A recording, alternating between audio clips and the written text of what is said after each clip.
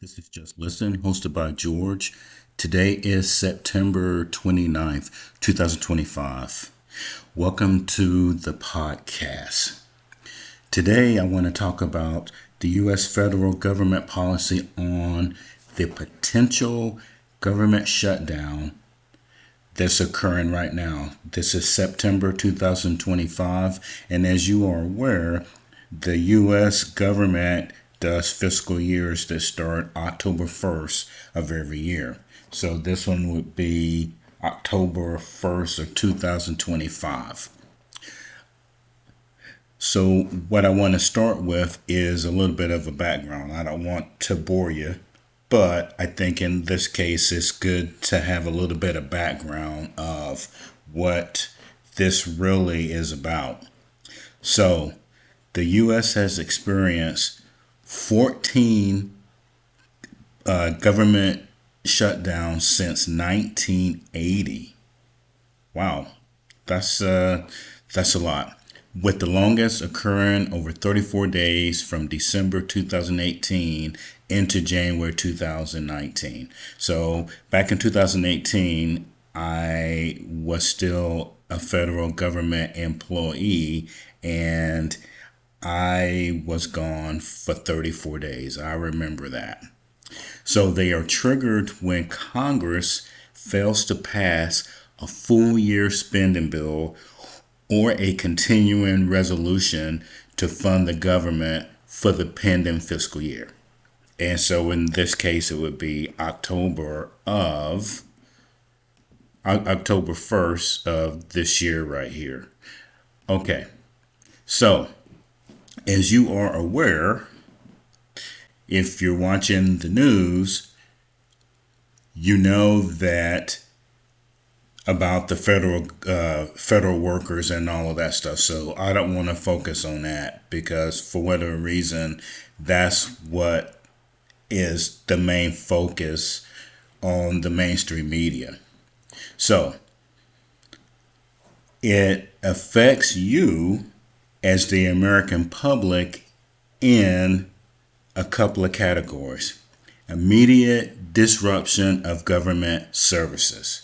What am I talking about? Reduced public access. Non-essential facilities typically close. So, for example, the Smithsonian Museum in DC and most national parks could potentially close. Here's something that you don't typically think of, and I'll go through the rest of them. So, my experience is when you're leading up to a government shutdown, and this applies across the board, you look at who are the best writers in your organization, your federal government organization, and they will immediately start writing up letters to justify why they should be exempt from being shut down. So this is the term essential and non-essential. And it's anybody's guess who will get approved by the federal government to stay open.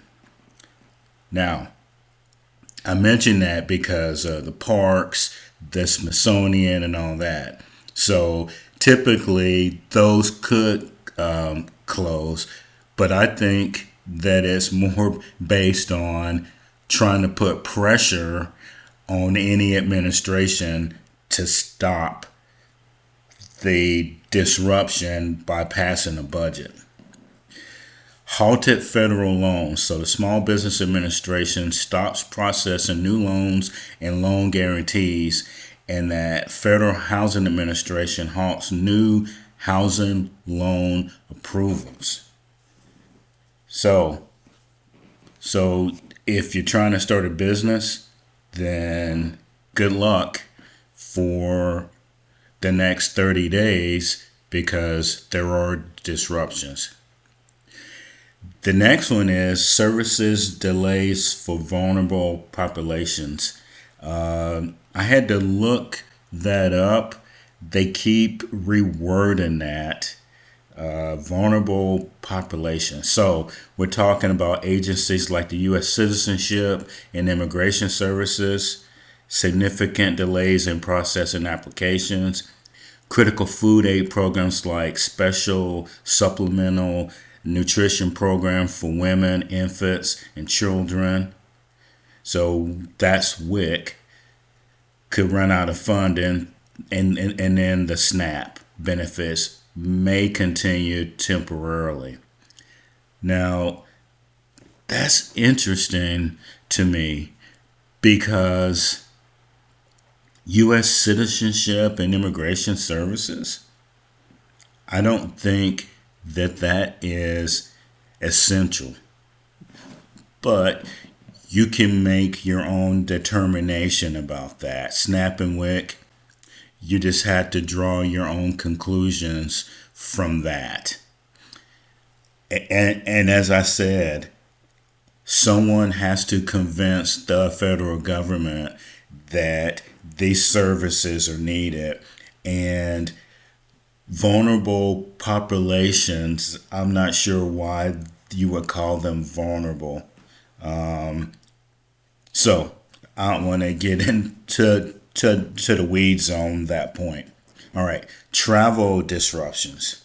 While essential air travel services like air traffic control and the Transportation Security Administration continue, agents or controllers are forced to work without pay. This can lead to increased employee absences and, in turn, longer security lines and potential flight delays. So, this actually happened in 2018 with that government shutdown, that you had TSA agents calling in sick, and that actually got flights to a slow processing of people through security. This one is interesting from the perspective of how people can change how things are going. So if everybody calls in sick, well, then there's nobody to get you through security, and that's bad because it will affect more people from the perspective of getting attention to put pressure on the government to get it settled, because the TSA agents are essential. So they're being, I was trying to think of the word, passive aggressive to get the disruption and a budget passed.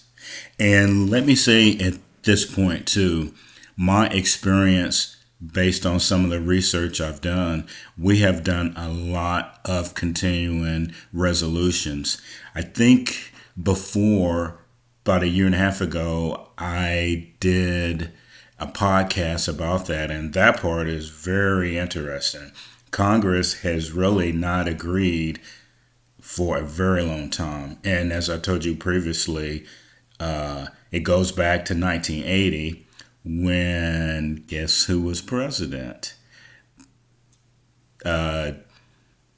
President, it was President Reagan had just taken office back then. Okay, so now you know about the federal employees and contractors. I'm not going to go into that because that is highlighted on the news. All right, so how it affects you. Wider economic consequences, broader economic drag.